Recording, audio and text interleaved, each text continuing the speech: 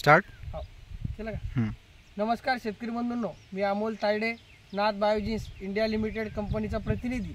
आजच्या व्हिडिओमध्ये सर्व शेतकरी बांधवांचं हार्दिक स्वागत करीत आहे.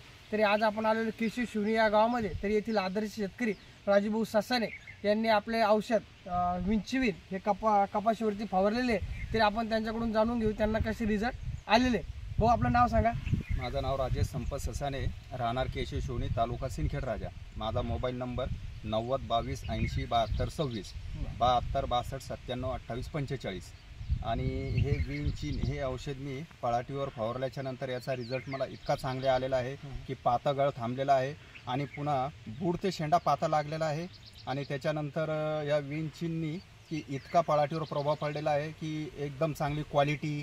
त्याच्यानंतर हे आपलं पळाटीवर आपलं हे आपलं नवलासपणा, ते आपलं कडकडपणा नाही, काहीच नाही. आणि पळाटी एकदम काळी, पुन्हा आपलं पिवळसरपणा नाही, काहीच नाही.